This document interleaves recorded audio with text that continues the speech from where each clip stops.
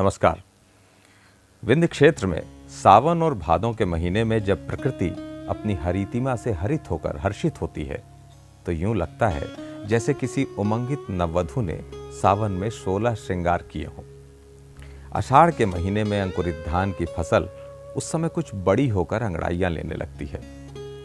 उसे देखकर यूं लगता है जैसे खेतों में यौवन आ गया हो। उसी फसल को देखकर खेत की मेड़ में बैठा किसान प्रफुल्लित होता रहता है और प्रफुल्लित मन से फूटते हैं गीत, और गीत तो होते ही हैं उत्सव का प्रतीक। तो आज बात ऐसे ही एक उत्सव की जो विंध्य की माटी में रचा बसा एक ऐसा ही लोक पर्व है। शायद आप समझ गए होंगे, जी, खजुलैया, जिसे कजालियां भी कहा जाता है और भुजरिया भी कहा जाता है, जो बघेलखंड और बुंदेलखंड में बड़े धूमधाम से मनाया जाता है। यह त्योहार सावन खत्म होने के बाद भादों महीने की प्रतिपदा अर्थात राखी के दूसरे दिन मनाया जाता है। यह उत्सव मूलतः प्रकृति से जुड़ा हुआ फसल की उन्नति का प्रतीक है और शायद अनंत काल से मनाया जा रहा हो। दरअसल हमने पहले भी कई बार बताया है, इस क्षेत्र में निवास करने वाले मूलतः कोल जनजाति के लोग थे जो अपनी फसल की उन्नति के लिए ये पर्व मनाया करते थे।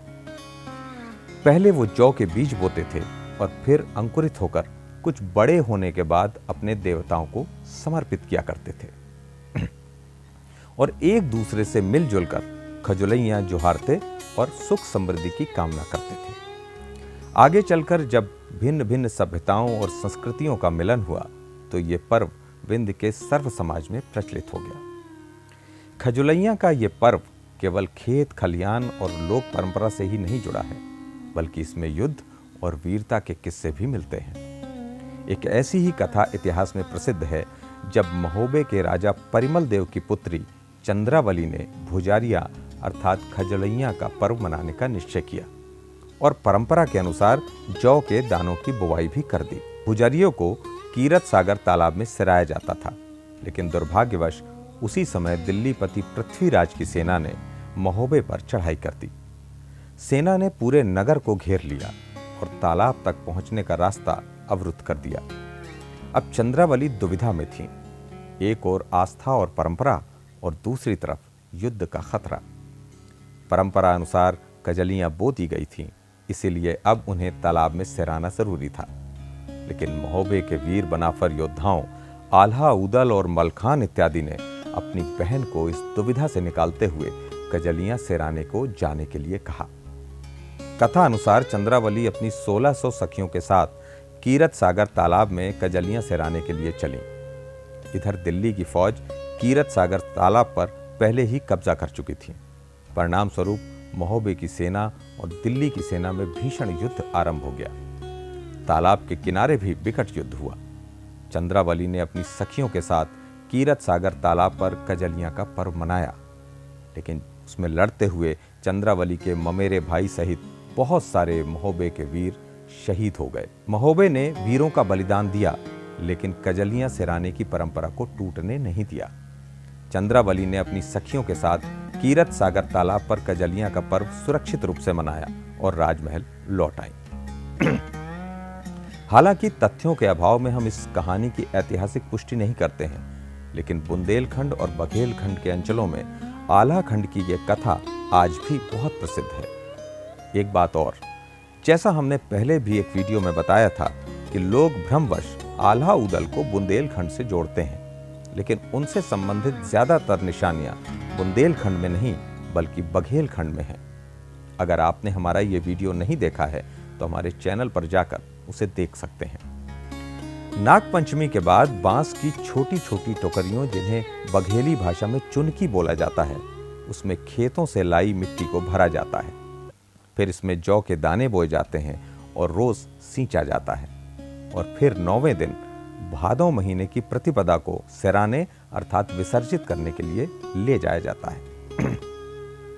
दोपहर के बाद गांव की गलियों से सर पर अंकुरित जौ की नव अंकुरित फसल की छोटी छोटी टोकरियां लेकर गुजरती हुई सजी धजी और श्रृंगार की हुई लड़कियों और स्त्रियों के झुंड गीत गाते हुए तालाब और नदियों की तरफ बढ़ रही होती हैं।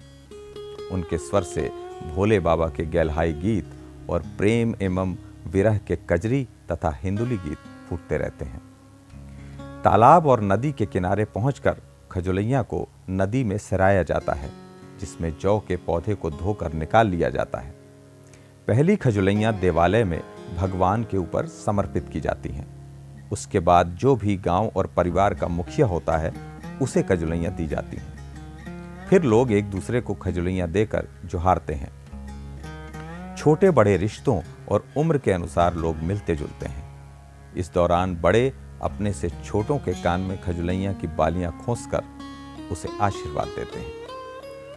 वैसे तो विंध्य क्षेत्र में खजुलैया प्रत्येक गांव और शहर में मनाई जाती है, लेकिन रीवा में विशेषकर गोविंदगढ़ की खजुलैया अत्यंत प्रसिद्ध है, जो राजशाही जमाने से प्रचलित है।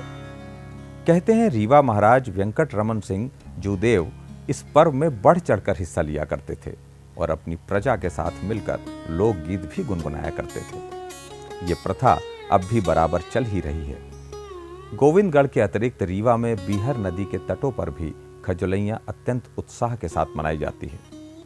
बघेलखंड में खजुलैया का पर्व बहुत धूमधाम से मनाया जाता है। इस दिन लोग जाति धर्म से ऊपर उठकर एक दूसरे से मिलते हैं। कहा जाता है बघेलखंड में इस दिन अगर दुश्मन भी आमने सामने आ जाते हैं तो गले जरूर मिलते हैं। ये पर्व केवल मिट्टी, पानी, अनाज और प्रकृति तक सीमित नहीं है। ये हमारे रिश्तों और समाज में भी प्रेम और समरसता घोलता है। तो आप सबको इस लोक पर्व की अनेक अनेक बधाइयाँ। खजुलैया जोहारते समय बघेली में रिश्तों के अनुसार एक वाक्य बोला जाता है, जैसे आज हम अपने व्यूअर्स से बोल रहे हैं। ऐसन दर्शक शब्द सांची बिंध का रोज रोज मिले। तो हमारा और आपका साथ यूं ही बना रहे। आप सबका बहुत बहुत धन्यवाद। नमस्कार।